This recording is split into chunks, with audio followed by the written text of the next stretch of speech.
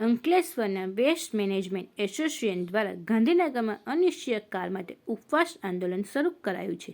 આ આંદોલન જીપીસીબી સામે સાયટીપી પ્રોજેક્ટ પરવાનગી વિલંબના મુદ્દે કરવામાં આવી રહ્યું છે, જેમાં અનેક ઉદ્યોગકારો જોડાયા છે.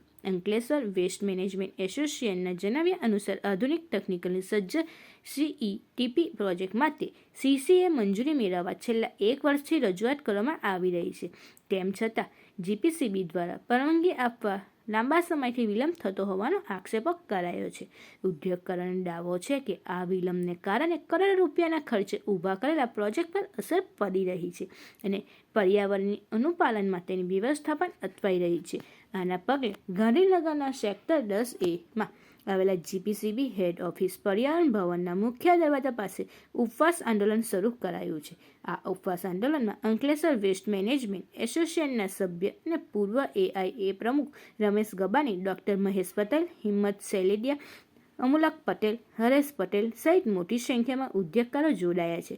ઉદ્યોગકારોએ ગાંધીનગર કલેક્ટર કચેરીમાં આવેદનપત્ર પાઠવી સીઈટીપી પ્રોજેક્ટને તાત્કાલિક પરવાનગી આપવાની માંગ કરી છે.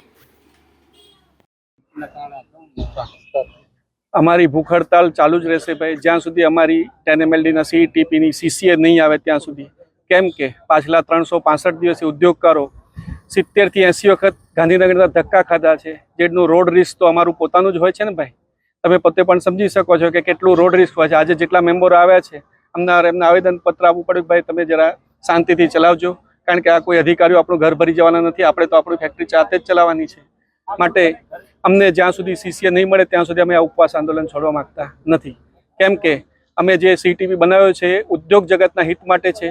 ગુજરાત સરકાર પણ અમારી સાથે છે, ફક્ત અધિકારીઓ જ નથી સાંભળી રહ્યા. નો પ્રોફિટ નો લોસના ધોરણ પર જે ગવર્મેન્ટની સબસિડી લીધા વગર અમે કોઈ પણ રાહ જોયા વગર બેંક લોન લઈને જે બનાવ્યો છે સીઈટીપી, જો એ ચલાવવા દેવા ન માંગતા હોય તો એ શું કહેવા માંગે છે એનું અમને કશી ખબર નથી પડી રહી.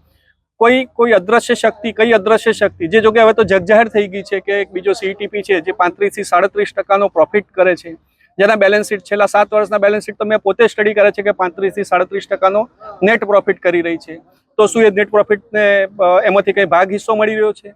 અમને એવું પ્રતીત થઈ રહ્યું છે કે હવે તો કે ભાઈ અમારો જો સીઈટીપીને અમને યા તો પરમેનન્ટ ક્લોઝર આપી દો, જેથી કરીને અમે અમારા ઉદ્યોગોને બીજા કોઈ સ્ટેટમાં લઈ જઈએ, જેથી કરીને કંઈક અમારું ભલું થાય. ઉદ્યોગકારો ખરેખર થાકી ગયા છે. આ 521 જેટલા અમારા નાના ઉદ્યોગકારો છે જેનું હિત જળવાઈ રહેવાનું છે, મોટી રોજગારી ઉત્પન્ન થવાની છે. કેટલાય લોકો કેટલાય સમયથી કોરોના કાળથી જે લોકોએ ઈસીએનઓસી સીસીએ મેળવી છે ત્યારથી પરેશાન છે કે ભાઈ અમારું આજે ખુલે કાલે ખુલે. રમેશભાઈ વારે ઘડી અમને આશ્વાસન આપે કે ભાઈ હવે આપણે છેલ્લો 3 દિવસનું આપ્યું છે કે 3 દિવસમાં તમારું થઈ જવાનું છે. શું થઈ જવાનું છે ભાઈ? અમે તો થાકી ગયા. હવે આટલા રૂપિયાનું આંધણ કર્યા પછી પણ જો ન મળવાનું હોય તો અમને કહી દો ને ભાઈ, અમે ઉદ્યોગો બીજા સ્ટેટમાં લઈ જઈએ. કદાચ અમને હવે અહીંયા અમારી ધમકી પણ મળે કે તમારા ઉદ્યોગોને જોઈ લઈશું તો પણ હવે અમે બંધ કરવા માટે તૈયાર છીએ. ગાંધીનગર ખાતે જીપીસીબીની કચેરી સામે આપ સર્વે ભૂખ હડતાલ કર્યા, જે સીઈટીપી છે એ બાબતે શું નિર્ણય હજી સુધી આવ્યો છે કે નહીં? ના, હજુ તો કોઈ નિર્ણય આવ્યો નથી અને અત્યારે એમને મેમ્બર સેક્રેટરીશ્રીએ બોલાવ્યા છે તો ઉપર વાત તો માટે ગયા છે. હવે જે નિર્ણય આવે તે. એક વાત એવી પણ આવે છે કે એ લોકોએ 3 દિવસ માટે અમને એ આપ્યું છે, ત્યારે આપવાની લગભગ મૌખિક એ કરી છે.